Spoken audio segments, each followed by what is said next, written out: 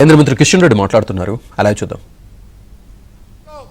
అది air strike కావచ్చు, మూడోసారి పహల్గామ్లో జరిగితే ఏ రకంగా ఆపరేషన్ సింధూర్తో ఇక్కడ ఉన్నది భారతీయ జనతా పార్టీ ప్రభుత్వం బిడ్డ, ఇక్కడ ఉన్నది నరేంద్ర మోడీ గారు.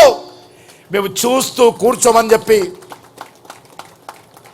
ఏ రకంగా పాకిస్తాన్కు బుద్ధి చెప్పామో, ఏ రకంగా భారతదేశం సత్తా ఏంటో ప్రపంచానికి పాకిస్తాన్కు చూపించామో, ఈరోజు ప్రపంచమంతా కూడా నివ్వరపోయే విధంగా భారత సైనికులు ఏ రకంగా తమ సత్తా చాటారో మనమందరం చూశాము. అంతేకాదు అన్ని రంగాలలో కూడా గ్రామీణ ప్రాంతాలలో గ్రామ పంచాయతీలకు నిధులు ఇవ్వడంలో కావచ్చు, ప్రధానమంత్రి సడక్ యోజన కావచ్చు, లేకపోతే గ్రామీణ ప్రాంతాలలో పొదుపు సంఘాలకు లోన్లు కావచ్చు, లేకపోతే నరేంద్ర మోడీ గారి నాయకత్వంలో అద్భుతమైనటువంటి జాతీయ రహదారులు కావచ్చు. గతంలో అనుకునే వాళ్ళం అమెరికాలో రోడ్లు చూసి మా దేశంలో ఎప్పుడైనా ఈ రకమైనటువంటి రోడ్లు వస్తాయని.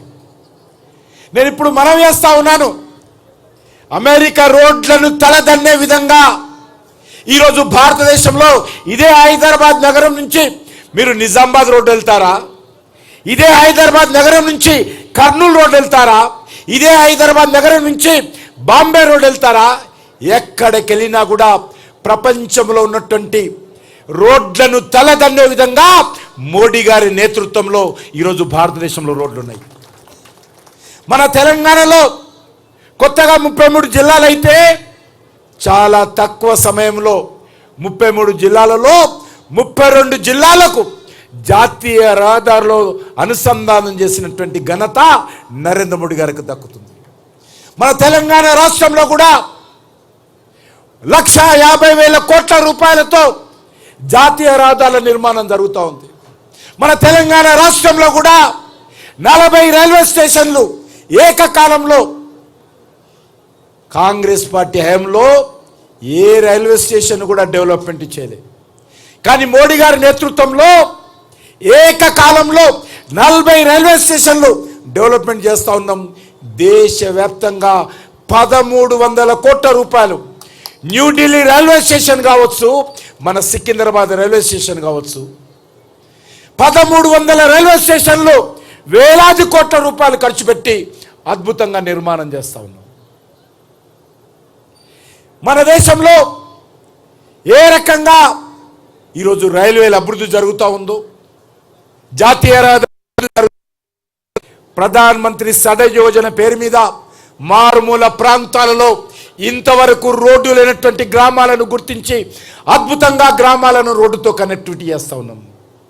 ఈ దేశంలో ఏ ఒక్క గ్రామం కూడా విద్యుత్ లేనటువంటి గ్రామం ఉండకూడదని చెప్పి అన్ని గ్రామాలను, చెంచు గ్రామాలు కావచ్చు, లేకపోతే గిరిజన ప్రాంతాలు ఉన్నటువంటి ఏజెన్సీ ఏరియాలు కావచ్చు, అన్ని ప్రాంతాలకు కూడా వేల కోట్ల రూపాయలు ఖర్చు పెట్టి ఈరోజు అన్ని గ్రామాలకు విద్యుత్ ఇచ్చినటువంటి ఘనత నరేంద్ర మోడీ గారి ప్రభుత్వాన్ని.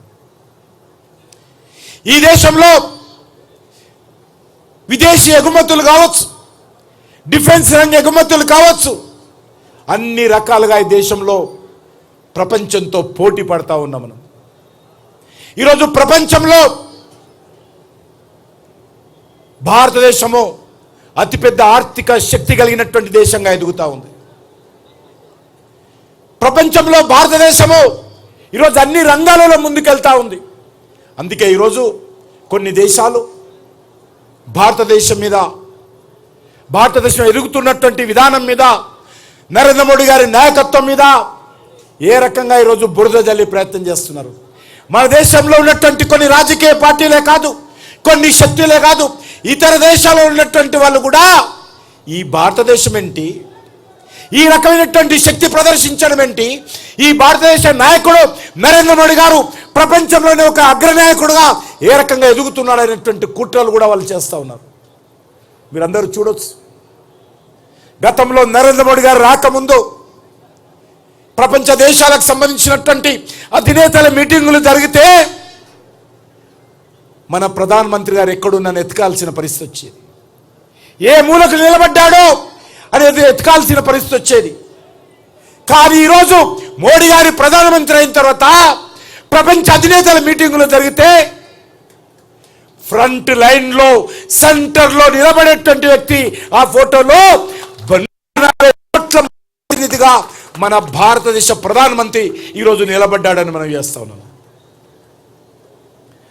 అంతేకాదు ఈరోజు మనం చూస్తూ ఉన్నాం, ఉగ్రవాద కార్యక్రమాలు జరిగినా మరే కార్యక్రమాలు జరిగినా ఈరోజు మనము ప్రపంచంలో ఒక గుర్తింపు తెచ్చుకునే విధంగా భారత ప్రజల యొక్క 140 కోట్ల మంది ప్రజల యొక్క ఆత్మ గౌరవాన్ని నిలబెట్టే విధంగా ఈరోజు మన ప్రభుత్వం పనిచేస్తూ ఉంది.